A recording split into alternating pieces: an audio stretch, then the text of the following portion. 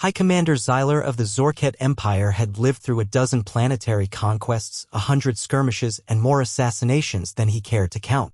His reputation as the Butcher of Veskprime struck fear into the hearts of his enemies.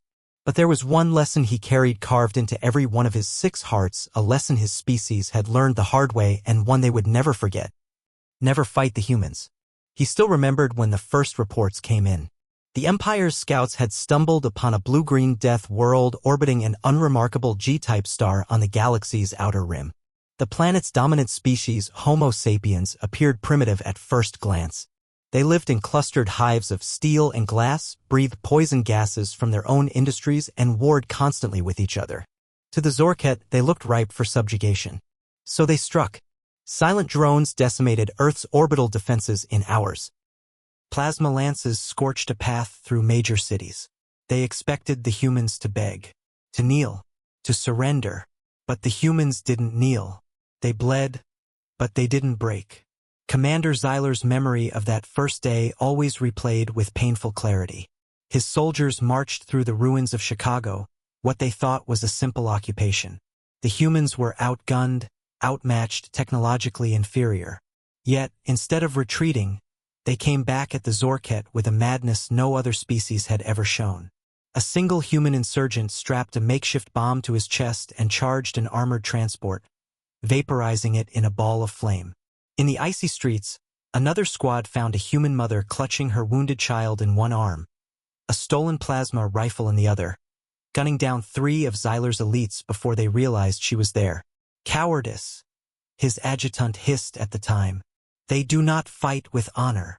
Xyler knew better even then. He saw the look in their eyes.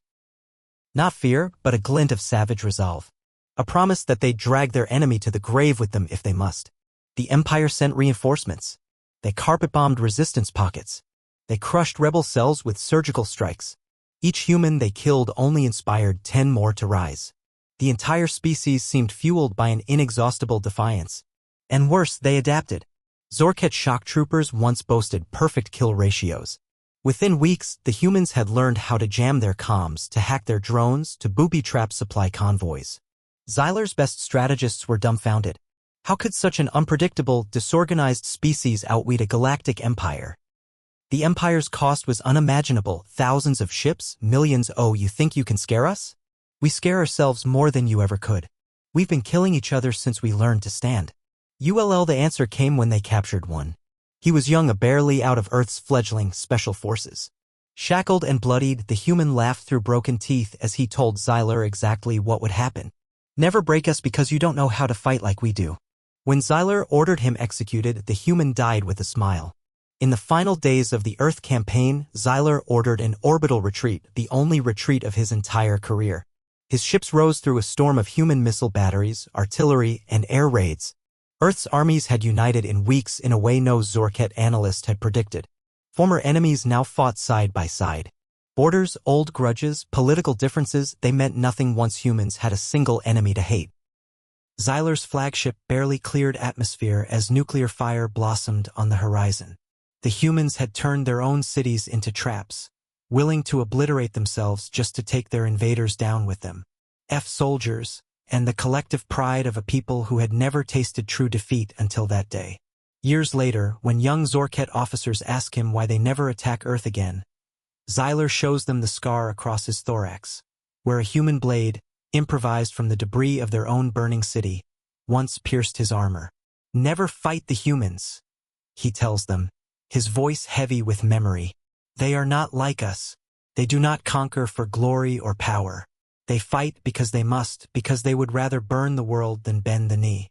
They carry the chaos of their savage homeworld in their blood.